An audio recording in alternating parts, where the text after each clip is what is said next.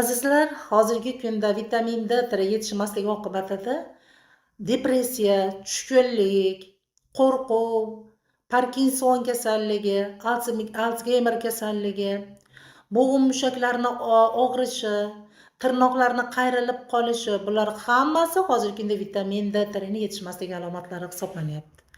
Agar siz ham vitamin D menda yetarlimi yo'qmi desangiz, sirg'azi sochlaringizga qarang.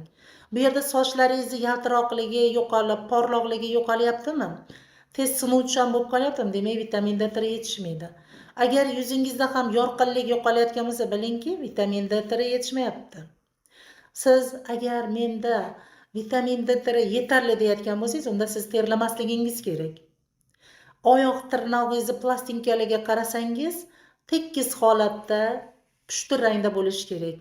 Lekin ko'pchilikning oyoqlarini tirnoqlarida chiziqlar tushib, bukilib, o'zini strukturasini yo'qotgan holatda bo'lyapti. Tez sinuvchan bo'lib, nima deydi, qirg'oqlari ham xunuk holatga kelyapti. Bularda hammasi vitamin D yetishmasligi oqibati.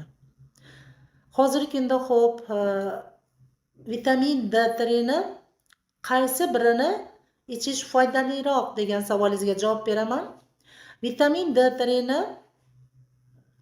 albatta oldin dozasini haqida gapirib o'tay. Kattalar uchun bir kunda dozasi obedgacha ichish kerak. Ko'proq ovqatdan keyin ichsa ma'qulroq.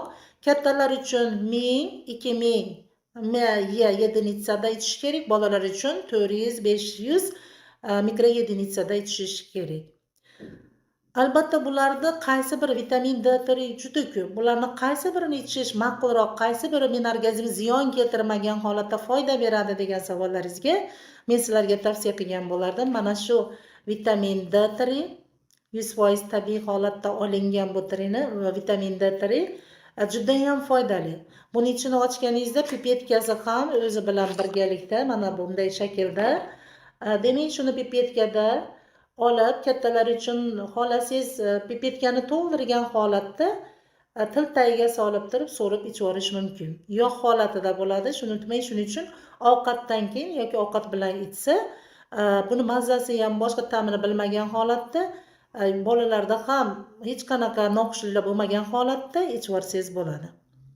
Men sizlarga mana shu tabiiy holatda olingan vitamin D tavsiya qilgan bo'lardim.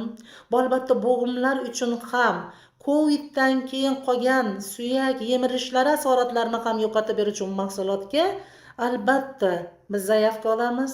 Marhamat, bemalol buyurtma berishingiz mumkin. Video